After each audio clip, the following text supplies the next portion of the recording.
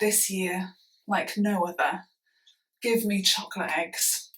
Give me daffodils this year, bursting and blooming. Give me sunshine breaking in, breathing over. Give me a break from all this zooming. Numbers and graphs of death on death on death. Give me a break from, next slide please, give me a pause from broken promises and crushed expectations. Weather maps of better here, worse and worse here, for those, for these. Wind the clock forward. I want light. I want connection. I want more life.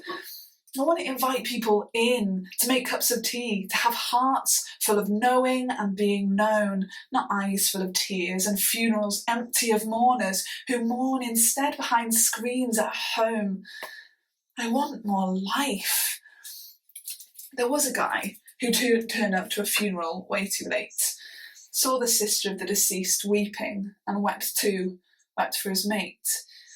He spoke truth and tears fell, and then he shouted at the tomb, shouted against the death knell, Lazarus, come out, death cease, life come. R.I.P. wishes, rest aside in peace.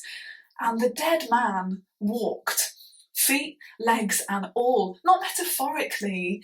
From the grave he walked out tall. This guy, the one who ruined the funeral, he ended up at his own.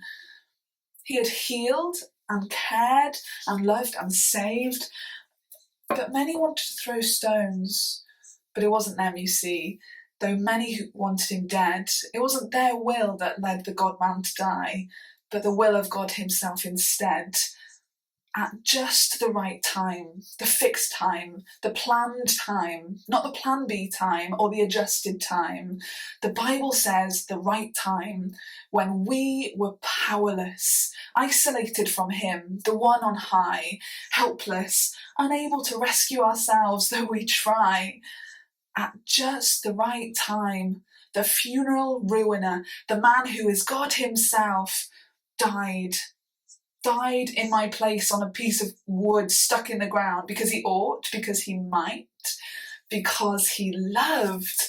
Before time began, because he loves, he had a plan. He didn't just give me a vaccine from life's rubbish to lessen its effects, a little win. He gave me a transplant, a new heart, and he welcomed me in to know the truest light there is, the fullest life there is, the loveliest love there is, and he can be yours this Easter. Give me someone who keeps promises. Give me someone who can rid us of all this sadness and mess.